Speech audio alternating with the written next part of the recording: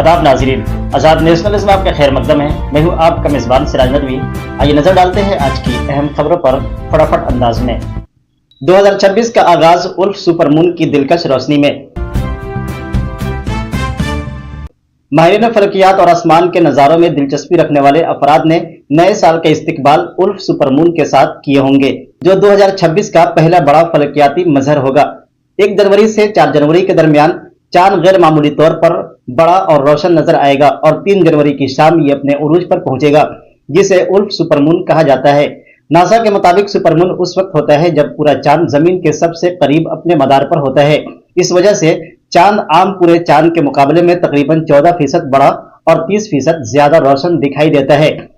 क्या मरकज ने पहलगाम हमला करवाया? चीफ मिनिस्टर ममता बनर्जी ने कहा।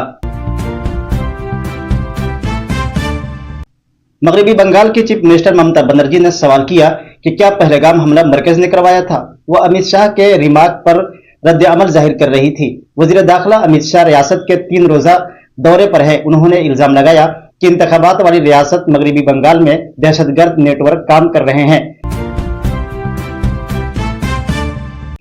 हिंदुस्तान में 2025 में 166 शेर कम हो गए।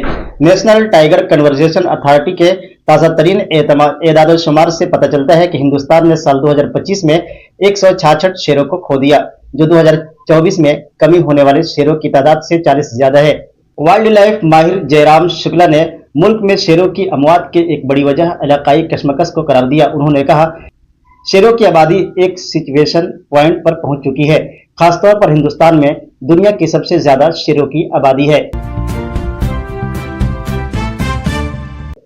पहली बुलेट ट्रेन 15 अगस्त 2027 से चलेगी। रेलवे अश्विनी वैष्णव ने जुमेरात को ऐलान किया कि हिंदुस्तान की पहली बुलेट ट्रेन 15 अगस्त 2027 से चलेगी।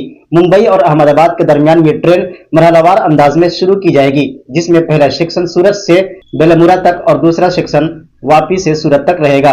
ट्रेन का तीसरा सेक्शन वापी से अहमदाबाद तक होगा। हिंदुस्तान ने बुलेट ट्रेन के लिए जापान के साथ इश्तराक किया है और गुज़श्ता तकरीबन 2 साल से इस प्रोजेक्ट पर काम हो रहा है। नई एयरलाइन शंख एयर का मालिक कभी ड्राइवर था।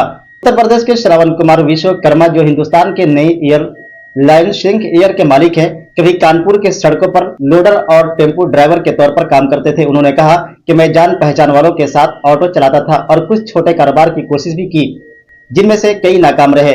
श्रवण ने मजीद कहा कि उनकी कारोबारी सफर ने 2014 में सीमेंट के कारोबार में दाखिल होने के बाद रफ्तार पकड़ी और उसके बाद वह कानूनी और ट्रांसपोर्ट के शोबों में भी दाखिल हुए।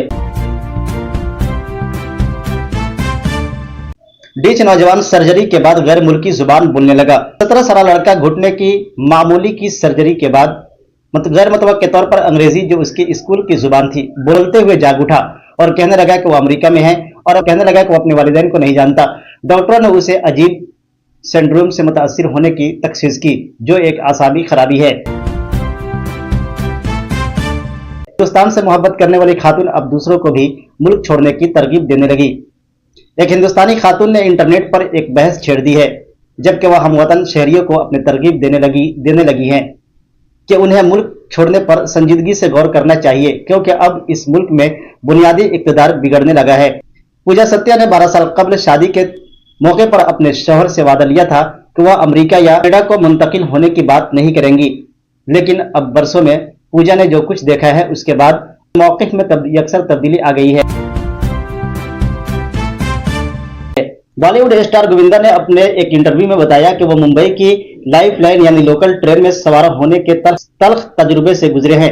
उन्होंने अपनी नौजवानी के दिनों का एक वाकया शेयर किया जब वो फिल्मों में काम हासिल करने के लिए जद्दोजहद किया करते थे।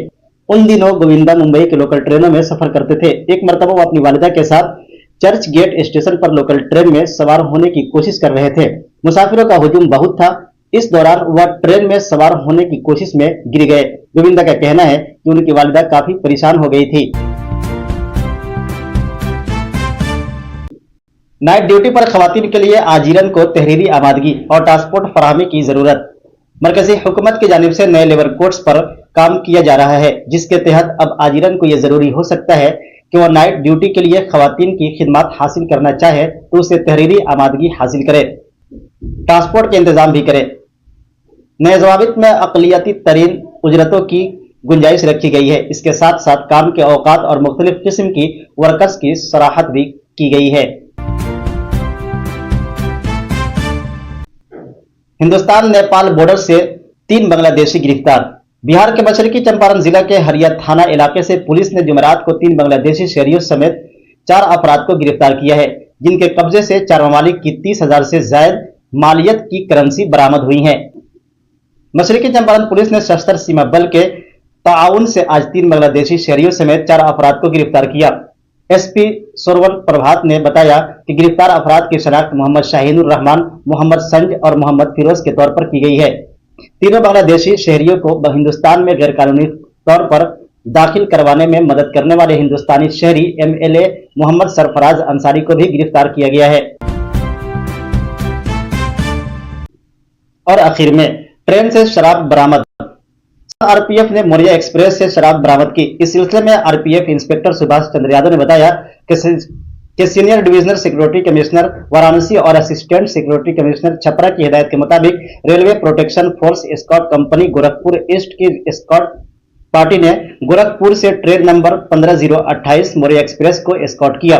तहकीकात के दौरान कोच B9 के टॉयलेट के करीब से एक काला बैग बरामद हुआ। दौरान तफ्तीश शराब की 32 बोतलें बरामद हुई। लावारिस पाई गई शराब को जंक्शन के प्लेटफॉर्म नंबर 1 पर उतारकर जब्त कर लिया गया। जब्त शुदा शराब, जिसकी कीमत 5,120 रुपये है, कानूनी कार्रवाई के लिए महकमे आबकारी के इंस्पेक्टर विकेश कुमार राय के हवाले कर दिया गया है। तमाम छोटी बड़ी खबरों के लिए बने रहें हमारे साथ और हमारे YouTube चैनल आजाद नेशनल न्यूज को लाइक सब्सक्राइब जरूर कीजिए। साथ ही हमारे फेसबुक पेज को फॉलो, लाइक और शेयर करना न भूलें।